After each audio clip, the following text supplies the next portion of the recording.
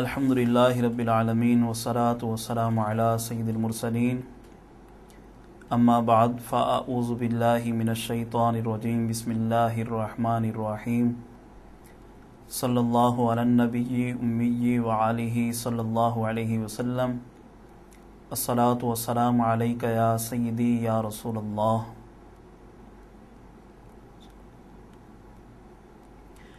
محترم ناظرین کرام،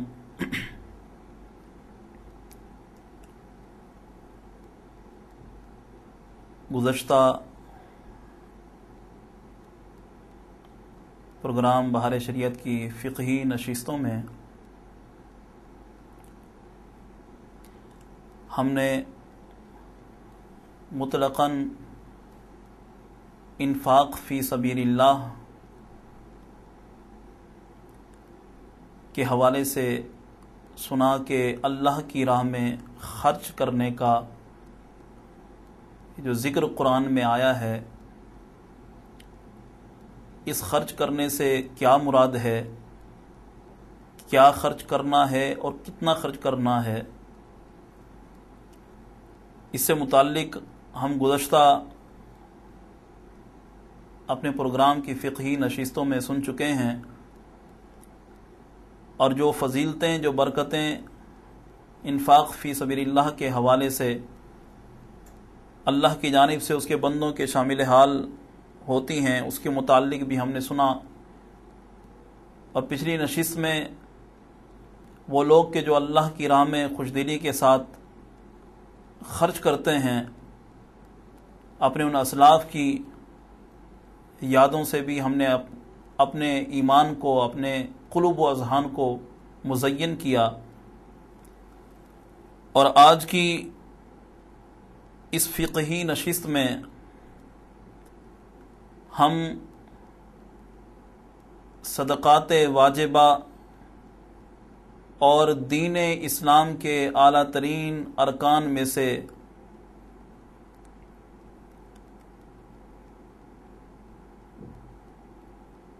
اعلیٰ رکن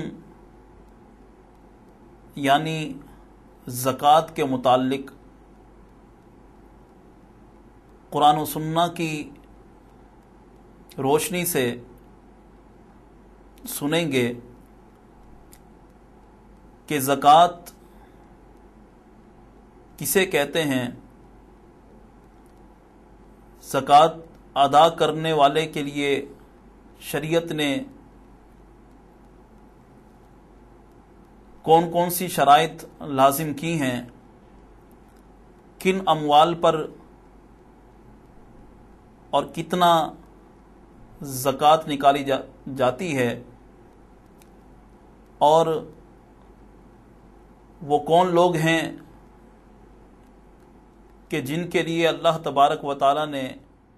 اس فرض کو یعنی زکوٰۃ کو جو ہے قائم فرمایا، وہ مصارفین زکوٰۃ کون کون سے ہیں۔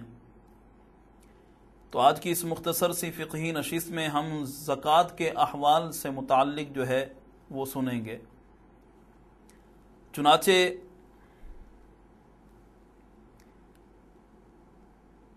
زکوٰۃ کا لغوی معنی بیان کرتے ہوئے فقہائے کرام نے ارشاد فرمایا کہ زکوٰۃ کے معنی پاکی اور بڑھنے کے ہیں۔ کلام عرب میں عہد جاہلیت میں بھی زکوٰۃ کے جو الفاظ ہوتے تھے یا زکوٰۃ جن امور سے متعلق بولا جاتا تھا، ان سے مراد جو ہے وہ افزائش لی جاتی تھی، یا پاکی اس سے مراد لی جاتی تھی، یا بڑھنے کے معنی اس سے مراد لیے جاتے تھے۔ تو زکوٰۃ اپنے معنی کے اعتبار سے بھی بالکل واضح ہے کہ زکوٰۃ جو ہے وہ مال کو پاک کرنے والی ہے۔ اگر اس کے معنی افزائش کے لیے جائیں، عہد جاہلیت میں بھی جس کے معنی زکوٰۃ کے افزائش لیے جاتے ہوں، تو ایک مسلمان کو تو خوش ہونا چاہیے کہ اگر اللہ تبارک و تعالیٰ نے مجھے زکوٰۃ کا وجوب مجھ پر لازم قرار دیا ہے تو اس سے میرا مال کم نہیں بلکہ میرے مال میں افزائش ہو رہی ہے۔ اور اسی طرح بڑھنے کے معنی میں بھی زکوٰۃ کا لفظ جو ہے عہد جاہلیت میں بھی استعمال ہوتا تھا۔ تو بہرحال زکوٰۃ کے یہی لغوی معنی جو ہے وہ بیان کیے گئے ہیں، اور شرعی طور پر اصطلاحی طور پر زکوٰۃ مال کے اس معین حصہ کو کہتے ہیں کہ جن کو اللہ تبارک و تعالی نے دوسرے لوگوں کا، فقراء، مساکین کا حق قرار دیا، تو اب اپنے مال میں سے اس معینہ مقدار کو نکالنا اور مستحق تک پہنچانا، تملیک کے الفاظ آئے ہیں کہ ان مستحقین کو اپنے اس مال کا مالک بنا دینا، ان کی ملکیت کر دینا، یہ زکوٰۃ کے جو ہے وہ شرعی اور اصطلاحی معنی ہیں۔ چنانچہ زکوٰۃ اور نماز یہ دونوں عبادتیں ہیں۔ جس طرح نماز جسمانی عبادت ہے تو اسی طرح سے زکوٰۃ مالی عبادت ہے۔ رسول کریم علیہ الصلوۃ والسلام نے اسلام کے جو بنیادی ارکان بیان فرمائے کہ اسلام کی بنیاد ارکان خمسہ پر قائم ہے، اسلام کے ستون جن باتوں کو بتایا گیا ان میں سے ایک زکوٰۃ بھی ہے۔ زکوٰۃ کا حکم اللہ کے مقدس کلام میں تقریباً 30 مرتبہ آیا ہے۔ زکوٰۃ سن 2 ہجری میں اس کا نصاب اور مقررہ صورت کا تعین ہوا، پھر اسی طرح اس کے بعد 5 سن ہجری میں ابو القبیس کی جانب سے جو رسول کریم علیہ السلام کے سامنے سوالات رکھے گئے تھے، ان کے جوابات میں جن جن چیزوں کا ذکر تھا ان میں سے ایک زکوٰۃ بھی تھا۔ اسی طرح 8 سن ہجری میں مسلمانوں کو اللہ تبارک و تعالی نے مکۃ المکرمہ کی فتح عطا فرمائی، فتح مکہ رونما ہوا، تو اس موقع پر بھی زکوٰۃ کی وصولی کا ذکر ہوا۔ اور 9 سن ہجری میں زکوٰۃ کے تمام احکامات جو ہے وہ مکمل ہوئے، اور اس کی وصولی کے لیے رسول کریم علیہ الصلوۃ والسلام نے عاملین کو جو ہے مقرر فرمایا۔ تو احادیث نبوی میں زکوٰۃ کی بڑی اہمیت بیان کی گئی۔ زکوٰۃ دینے والوں سے یہ کہا گیا کہ یہ زکوٰۃ تمہارے مال کا میل ہے، زکوٰۃ ادا کر کے تم اپنے مال کو افزائش بخش سکتے ہو، زکوٰۃ کی ادائیگی کے ساتھ تم اپنے مال کو بڑھا سکتے ہو، زکوٰۃ کی ادائیگی کے ساتھ مال بابرکت ہو سکتا ہے۔ اور زکوٰۃ نہ دینے کے حوالے سے فرمایا گیا کہ اگر کوئی زکوٰۃ دینے میں کنجوسی کرتا ہے، ایک تو وہ صدقہ نافلہ ہیں کہ جن کا ہم نے پچھلی 2 نشستوں میں ذکر سنا، تو وہ دیں تو باعث برکت ہے، نہ دیں تو اپنی کم بختی ہے۔ لیکن مال کا یہ حصہ کہ جس کو شریعت مطہرہ نے متعین فرمایا زکوٰۃ کے حوالے سے، یہ بہر صورت ہمیں اپنے مال سے اس معین حصہ کو نکال کر جو ہے جو مصارفین زکوٰۃ قرآن نے بیان فرمائے ہیں ان تک پہنچانا ہمارے لیے از حد ضروری ہے، وگرنہ اس کی سخت وعیدیں احادیث کریمہ میں وارد ہوئی ہیں کہ یہ وہ مال زکوٰۃ ہے کہ اگر اس کو ادا نہ کیا گیا یا اس میں کسی قسم کی کوئی کوتاہی کی گئی یا حیل و حجت سے کام لیا گیا یا اس کے ساتھ ذرا سی بھی کمی بیشی کی گئی، تو یہی مال زکوٰۃ یہ دنیاوی زندگی میں بھی ہمارے لیے وبال کا باعث بن جائے گا، اور معاذ اللہ اخروی زندگی میں ہمیں خائب اور خاسر کر دے گا۔ تباہ و برباد کرنے کا یہ ایک بہت بڑا ذریعہ بن سکتا ہے۔ تو مسلمان کو کبھی بھی زکوٰۃ کے حوالے سے حیل و حجت سے جو ہے وہ کام نہیں لینا چاہیے۔ یہ زکوٰۃ کا ٹاپک، زکوٰۃ کے ٹاپک پر آنے سے پہلے جو ہم نے صدقات نافلہ کی بات کی، اللہ کی راہ میں خرچ کرنے کی بات کی، تو یہ تمہید باندھنے کی ضرورت ہی اس لیے پیش آئی تاکہ ہمارے دل فراخ ہوں کہ جب نفلی صدقات کرنے میں، نفلی خیرات کرنے میں، نفلی عبادت کے طور پر اللہ کی راہ میں خرچ کرنے میں اتنی برکتیں ہیں، تو جو اللہ نے ہم پر لاگو کیا اس میں کس قدر برکتیں ہوں گی۔ تو بہرحال زکوٰۃ کے حوالے سے ابو داؤد شریف اور طبرانی شریف میں رسول کریم علیہ السلام کا یہ فرمان موجود ہے کہ جس میں آقا کریم علیہ السلام نے فرمایا کہ زکوٰۃ جو ہے وہ اسلام کا پل ہے، اس کی اسلام کی عظیم شاہراہ سے جو ہے رسول کریم علیہ السلام نے استعارہ فرمایا زکوٰۃ کے حوالے سے۔ تو سب سے پہلے تو زکوٰۃ کے حوالے سے مختصراً اتنا ذہن میں رکھنا ضروری ہے کہ زکوٰۃ جن لوگوں پر واجب ہوتی ہے ان کی شرائط جو ہے وہ شریعت مطہرہ نے کیا مقرر فرمائی۔ تو فقہائے کرام ارشاد فرماتے ہیں مال کی زکوٰۃ جن لوگوں پر واجب ہے ان کا ذکر کرتے ہوئے فقہائے کرام نے ارشاد فرمایا کہ سب سے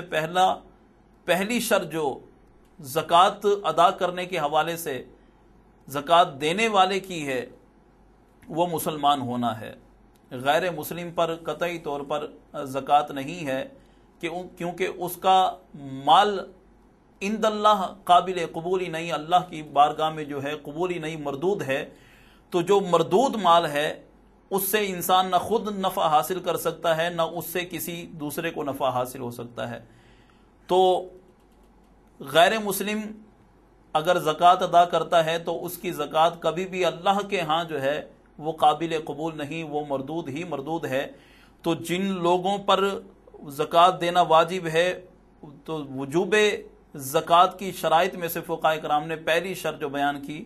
وہ زکوٰۃ دینے والا جو ہے وہ مسلمان ہو۔ اس کے بعد دوسری شرط کہ وہ عاقل ہو۔ غیر عاقل کے لیے، پاگل کے لیے، مجنون کے لیے زکوٰۃ دینا جو ہے وہ لازم نہیں ہے، واجب نہیں ہے۔ یہ امام اعظم ابو حنیفہ رحمۃ اللہ تعالی علیہ کے مسلک پر یہ قول ہے، وگرنہ فقہ کے چاروں ائمہ میں سے امام اعظم اس کے قائل ہیں کہ زکوٰۃ دینے والے کے لیے عاقل ہونا جو ہے وہ ضروری ہے۔ بقیہ تینوں ائمہ امام شافعی، امام احمد بن حنبل، امام مالک کے نزدیک زکوٰۃ دینے والے کے لیے عاقل ہونا یا نہ ہونا اس کی شرط نہیں ہے۔ اگر کوئی مجنون یا پاگل ہے اس پر بھی زکوٰۃ جو ہے وہ زکوٰۃ دینا واجب ہوگی۔ بہرحال امام اعظم ابو حنیفہ رحمۃ اللہ تعالی علیہ کا مسلک یہ ہے کہ عاقل ہونا زکوٰۃ دینے والے کے لیے دوسری شرط ہے۔ اسی طرح تیسری شرط زکوٰۃ کی ادائیگی کرنے والے کے لیے زکوٰۃ جس پر لازم ہوگی تو وجوب ادا کی جو شرائط بیان کی گئی ہیں، تیسری شرط جو ہے وہ بالغ ہونا ہے کہ نابالغ پر زکوٰۃ کی ادائیگی جو ہے وہ واجب نہیں ہے۔ اسی طرح صاحب نصاب ہونا، یعنی وہ مقررہ مقدار جو شریعت مطہرہ نے جس کا تعین کیا ہے کہ زکوٰۃ کے لیے اتنا مال جو ہے ہونا ضروری ہے، تو اس معینہ مقدار اگر کسی کے پاس ہے تو وہ زکوٰۃ دے گا، اگر اس سے کم ہے تو زکوٰۃ اس پر جو ہے زکوٰۃ دینا واجب نہیں ہے۔ وہ معینہ مقدار کیا ہے وہ آگے ہم بیان کریں گے۔ بہرحال مسلمان عاقل، بالغ اور اسی طرح صاحب نصاب ہونا، یہ شرائط ہیں زکوٰۃ کے وجوب کی۔ اب اسی طرح سے پانچویں جو شرط ہے وہ جو صاحب نصاب ہے وہ مال کا مالک بھی ہو۔ اگر اپنی ملک میں مال ہے تو زکوٰۃ واجب، اور اگر ملکیت میں مال نہیں تو زکوٰۃ واجب بھی نہیں ہے۔ یعنی وہ مال کا جو ہے مالک ہوگا تو زکوٰۃ ہوگی، اگر مالک مال کا نہیں ہے، وہ جو معینہ مقدار ہے، اگر اس کا مالک نہیں تو زکوٰۃ بھی نہیں ہے۔ چھٹی شرط اس کے لیے آزاد ہونا، جو کوئی کسی کا غلام ہو تو غلام پر زکوٰۃ نہیں ہے، آزاد پر زکوٰۃ ہوگی۔ اسی طرح ساتویں شرط یہ ہے کہ مال کا حاجت اصلیہ سے فارغ ہونا، ضروریات زندگی سے متعلقہ جو اشیاء ہیں، مالک نصاب بھی ہے، مال اس کی ملک میں بھی ہے، اگر وہ مال اس کی حاجت اصلیہ میں شامل ہے، روزمرہ کی معاملات زندگی میں اس کے شامل ہے، حاجت اصلیہ سے فارغ نہیں ہے، تو ایسی صورت میں بھی یہ زکوٰۃ اس پر واجب نہیں ہوگی۔ تو حاجت اصلیہ سے مراد جیسے سردی گرمی کا لباس ہے، یا استعمال کی گاڑی ہے، یا استعمال کا گھر ہے، یا پھر اسی طرح سے ایک عالم کے لیے کتابیں ہیں، یا گھر میں تعلم کے لیے کمپیوٹر رکھا ہوا ہے، یا اس قسم کی جو اشیاء ہیں، یہ تمام حاجت اصلیہ میں شامل ہیں۔ تو مال زکوٰۃ کا حاجت اصلیہ سے فارغ ہونا جو ہے یہ ضروری ہے۔ اسی طرح سے آٹھویں جو شرط زکوٰۃ دینے والے کے لیے فقہائے کرام نے بیان کی وہ یہ ہے کہ وہ اس مال پر جو نصاب متعین کیا گیا ہے، شریعت مطہرہ نے جس نصاب کو متعین کیا ہے، اب وہ نصاب جو ہے اس پر سال گزر چکا ہو، حولان حول اسے کہا جاتا ہے فقہی اصطلاح میں، اس پر کامل سال کا گزر جانا یہ ضروری ہے۔ اگر سال نہیں گزرا تو زکوٰۃ بھی نہیں ہے۔ جو مال حاجت اصلیہ سے فارغ ہے، یعنی کسی مسلمان آزاد عاقل بالغ صاحب نصاب، اور صاحب نصاب جو ہے نصاب کا مالک بھی ہے، اور وہ مال حاجت اصلیہ سے فارغ بھی ہے، اب اگر اس پر سال نہیں گزرا تو اس پر زکوٰۃ نہیں ہے۔ اسی طرح فرمایا کہ وہ اب صاحب نصاب بھی ہے، نصاب کا مالک بھی ہے، مسلمان بھی ہے، آزاد بھی ہے، عاقل و بالغ بھی ہے، اور یہ مال جو ہے حاجت اصلیہ سے فارغ بھی ہے، اور اسی طرح سال بھی اس پر گزر چکا ہے۔ اگر یہ شخص مقروض ہے تو قرض دار ہونے کی صورت میں اس پر زکوٰۃ واجب نہیں ہے، یعنی اتنا قرض ہے کہ جب یہ قرض ادا کرے گا تو صاحب نصاب ہی نہیں رہے گا، تو ایسی صورت میں جو ہے یہ اس پر زکوٰۃ واجب نہیں ہوگی۔ اس مال زکوٰۃ کا دین سے یعنی قرض سے فارغ ہونا جو ہے وہ ضروری ہے، اور اگر اتنا مال ہے کہ قرض ادا کرے گا تو صاحب نصاب نہیں رہے گا، تو ایسی صورت میں اس پر زکوٰۃ بھی جو ہے وہ واجب نہیں ہوگی۔ اسی طرح فرمایا کہ 10ویں اور آخری شرط یہ ہے کہ وہ مال جو ہے نصاب سے متعلق جو مال ہے اس کے پاس وہ نامی ہو، یعنی بڑھنے والا ہو، اس کی قیمت بڑھنے والی ہو، تو اب ایسی صورت میں اس پر زکوٰۃ دینا واجب ہوگی۔ تو من جملہ تمام شرائط کو ایک مرتبہ پھر ہم دہرا دیتے ہیں کہ وہ شخص کے جس پر زکوٰۃ دینا واجب ہے، اس کی 10 شرائط فقہائے کرام نے بیان فرمائی ہیں۔ ان میں سے پہلی شرط جو ہے وہ مسلمان ہونا، دوسری شرط آزاد ہونا، تیسری شرط بالغ ہونا، چوتھی شرط عاقل ہونا، پانچویں شرط جو ہے وہ نصاب کا صاحب نصاب ہونا، اور چھٹی شرط جو ہے نصاب کا مالک ہونا، پھر ساتویں شرط حاجت اصلیہ سے وہ جو ہے مال زائد ہو، اور اسی طرح اس مال پر جو ہے وہ سال گزر چکا ہو، اور وہ مال جو ہے دین سے قرض سے فارغ ہو، اور یہ مال بڑھنے والا ہو۔ ان 10 شرائط کا حامل جو بھی شخص ہوگا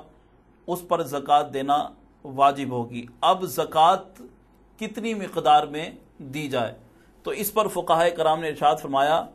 کہ 2.5% زکوٰۃ ہے۔ کل مال کا جو 2.5% بنے گا اس پر زکوٰۃ ادا کرنی ہوگی، وہ زکوٰۃ کا حصہ ہے اور وہ مستحقین تک پہنچانی ہے۔ تو اب صاحب نصاب سے کیا مراد ہے، یعنی وہ مال کہ جس کا تعین کیا گیا ہے، شریعت مطہرہ نے جس کا تعین کیا کہ اتنا مال اگر ہو، سال گزر چکا ہو، دین سے فارغ ہو، تو یہ نصاب کیا ہے؟ تو اس پر فقہائے کرام نے ارشاد فرمایا کہ اولاً تو یہ بات ذہن میں رکھنا ضروری ہے کہ 3 قسم کے اموال ایسے ہیں کہ جن پر جو ہے زکوٰۃ دی جائے گی۔ ایک تو سونا اور چاندی ہے، دوسرا مال تجارت ہے، اور تیسرا چرائی کے جو ہے وہ جانور ہیں۔ ان 3 اقسام کی چیزوں پر جو ہے زکوٰۃ ادا کی جائے گی۔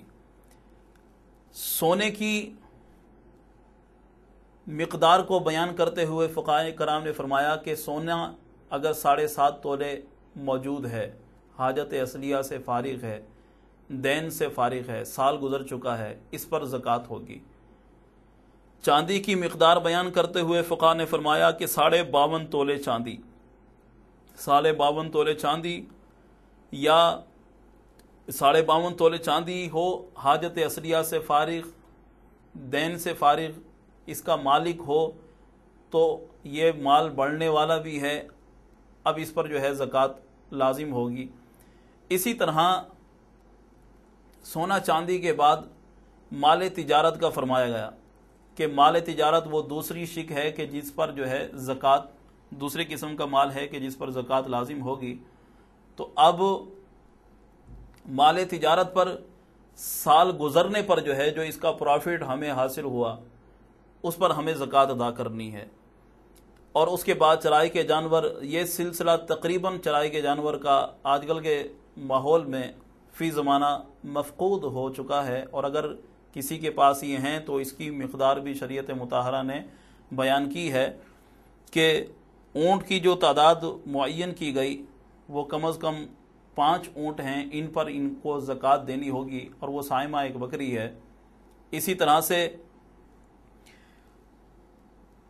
گائے اور بھینس کے حوالے سے فقہائے کرام نے ارشاد فرمایا کہ جس کے پاس 30 گائے یا 30 بھینسیں یا ٹوٹل گائے بھینسیں ملا کر اگر 30 کی مقدار میں ہیں تو اس پر زکوٰۃ ہوگی۔ اور اسی طرح سے مینڈھا یا بکری،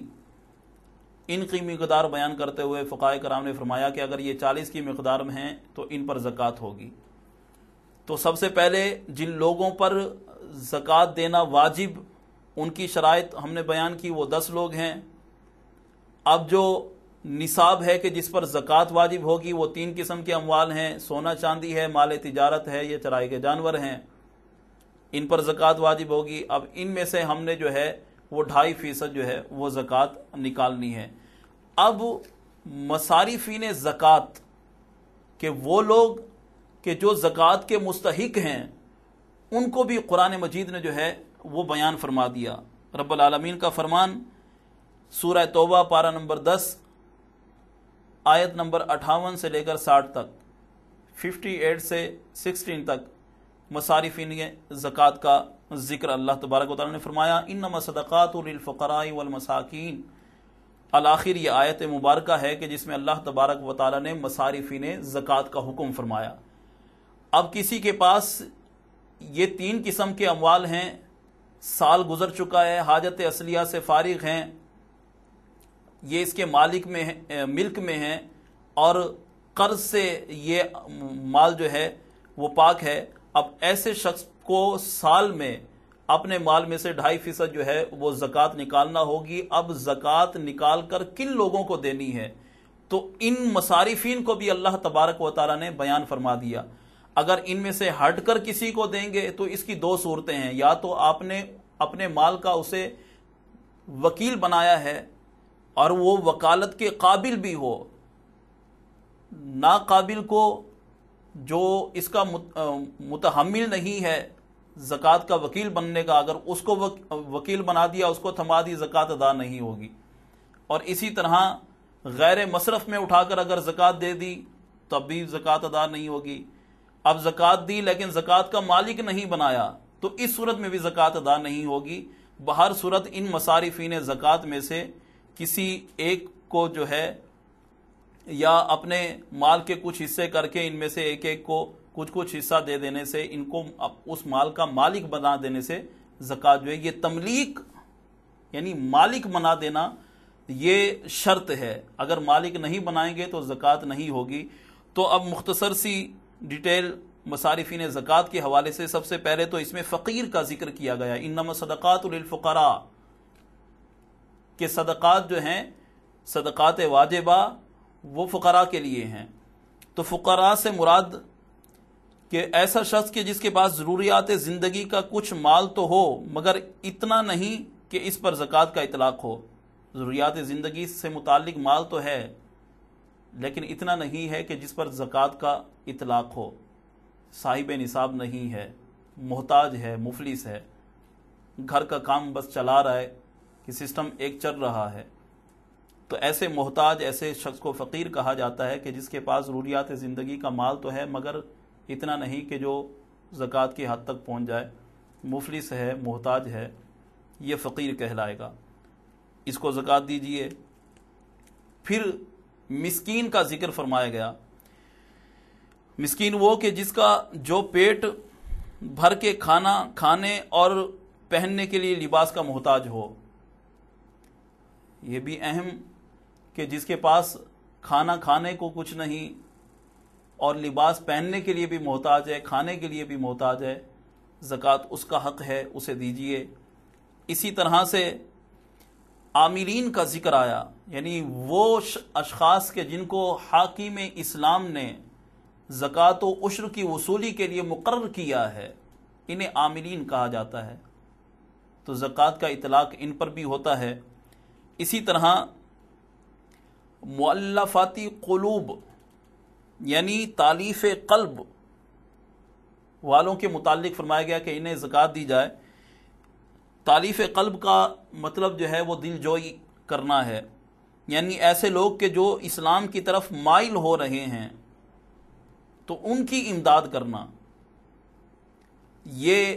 مؤلفاتی قلوب جو ہے یہ حکم ساقط ہو گیا ہے، چونکہ اسلام کو غلبہ مل گیا، اس وقت میں اسلام کو غلبہ حاصل نہیں تھا، جیسا کہ ہم نے شروع میں ڈیٹیل یہ عرض کی کہ سن 9 ہجری میں عاملین کو وصولی کے لیے جو ہے وہ تیار کیا گیا زکوٰۃ کی۔ تو اب اس کے بعد اسلام کو غلبہ ملا، جب تک اسلام کو غلبہ اس وقت تک حاصل نہیں تھا، اس وقت تک تو مؤلفاتی قلوب کا جو ہے وہ خیال رکھا گیا، بہرحال اب یہ ساقط ہو گیا ہے۔ اسی طرح سے رقاب کا ذکر ہے، یعنی وہ لوگ کہ جن کی جو غلامی کی زندگی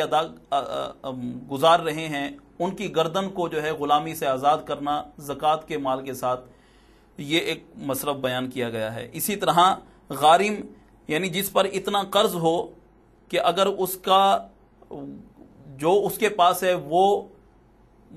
اپنے قرض خواہ کو دے دے تو اس کے پاس کچھ بھی باقی نہ بچے، فقیر ہو جائے، محتاج ہو جائے، جس کی ہم اوپر تعریف سن کر آئے فقیر اور مسکین کی۔ اب ایسے شخص، ایسا مقروض شخص، اس کا قرض ادا کرنا، اس کو غارم کہتے ہیں۔ اسی طرح فی سبیل اللہ، راہ خدا کا جو مجاہد ہے، جہاد فی سبیل اللہ کے لیے جو نکلا ہے، اب ایسے کے لیے جہاد سے متعلقہ جو سامان ہے وہ اس تک مہیا کر دینا زکوٰۃ کے پیسوں سے، یہ بھی مصرف زکوٰۃ ہے۔ اور اسی طرح سے ابن السبیل یعنی وہ مسافر جو اپنے گھر سے بہت دور ہے، اب گھر تک پہنچنے کے لیے اس کے پاس کوئی خرچہ نہیں، اسلام نے کہا، قرآن نے کہا کہ اس کی بھی زکوٰۃ کے ذریعے اتنی مدد کی جائے کہ یہ گھر تک جو ہے وہ پہنچ سکے مسافر۔ تو یہ وجوب زکوٰۃ کی شرائط ہم نے 10 بیان کی۔ اسی طرح جس مال پر زکوٰۃ واجب ہوتی ہے اس کا ہم نے ذکر کیا، اور لاسٹ میں ہم نے مصارفین زکوٰۃ بھی بتا دیے۔ تو اب لازم ہے کہ ہم صدقات نافلہ کے ساتھ ساتھ صدقات واجبہ کی طرف جو ہے وہ رخ کریں اور اس زکوٰۃ کو صحیح معنوں میں ادا کرنے کی کوشش کریں۔ اللہ تبارک و تعالیٰ اس فریضہ کی ادائیگی میں ہر مسلمان کو آسانی نصیب فرمائے۔ وآخر دعوانا ان الحمد للہ رب العالمین۔